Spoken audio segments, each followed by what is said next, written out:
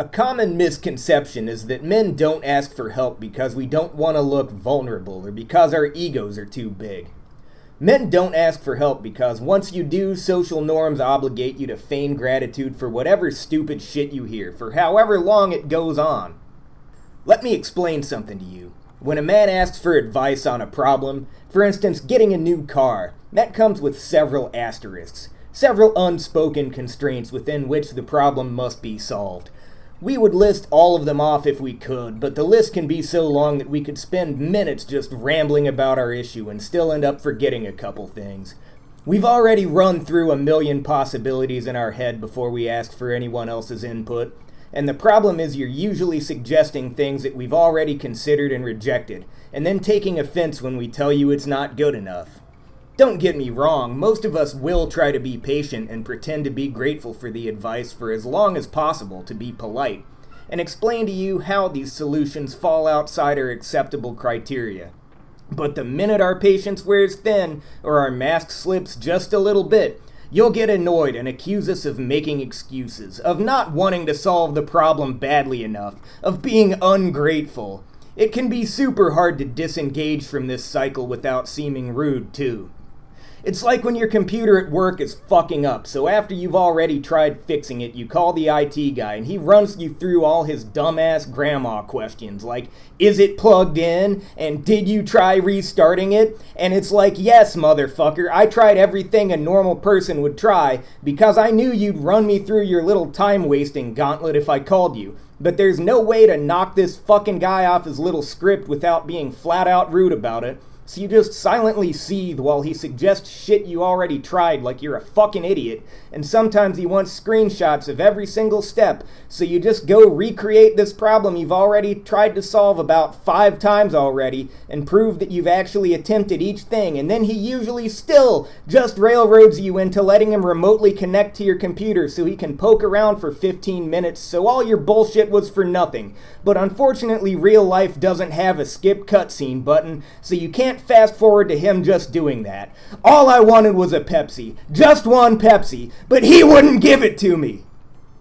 Anyway, there are a few different categories of pre-rejected ideas. The most common is what I call the bad ending. You know how in some video games you can beat the game, but if you fuck up too much along the way, even though the bad guy is defeated, you still get a shitty ending? That's what's going on here. These are pieces of advice that will technically solve your problem, but will fuck up another area of your life enough that it won't be worth it. Using the car example, this would look like, why not just get a second job to afford it? Because when the fuck am I ever gonna have a day to myself if I do that? Maybe once a month if I'm lucky? Is nothing fucking sacred to you? Is every sacrifice that's technically possible to make on the table for you? Oh, your kid's acting up? Just lock him in the starvation crate for a couple days. That'll make him behave. What's wrong? I thought we were suggesting crazy fucking bullshit here. A less annoying one is the incomplete advice. This could look like, just fix your current car. Okay, I'm listening. How should I do that? Oh, you were done? You just assumed I knew how to do that or could figure it out myself? You thought I'd still be here asking for help if I had that skill set? Or perhaps you're just so clueless that you thought it was a basic life skill that everyone had? If it's so basic, you fucking figure it out, smartass. At least you're not flat out wrong, but you're trying to make an entire picture with only 2 dots to connect. Everyone wants you to be resourceful, but no one will ever give you any fucking resources. Then you got the advice that's just totally out of touch. This would look like, why not just take the bus? Not only is this not a complete solution to the issue of not having a car, but it's absolutely worthless to anyone who doesn't live in a city. This is the kind of advice you usually get from people who are either in a position of privilege or just don't have any life experience. Luckily, as you get older, these people are easier to spot and avoid. Last, you got the total fucking trash, the non-solutions.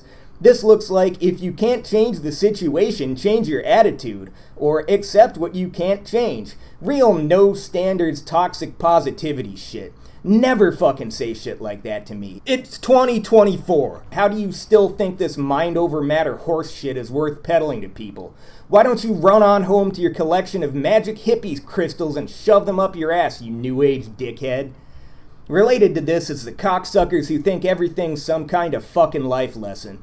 These guys play a dangerous game because the shit they say gets real fucking close to telling you that the problem is your own fault somehow.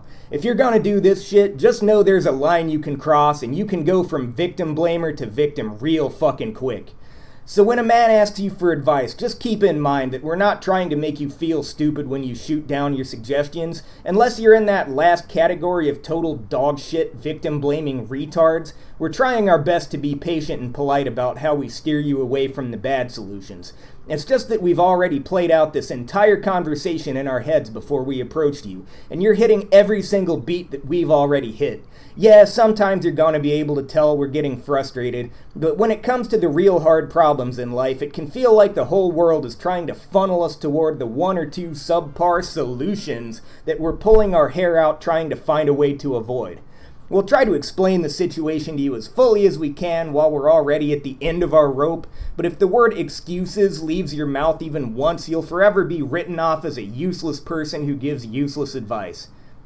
Men in the comments section, can you back this up? It can't only be me that has had this exact experience on like a bi-monthly basis ever since hitting my early 20s, right? Like, am I just crazy, or is this pretty much a universal reason for why asking for help is our last resort?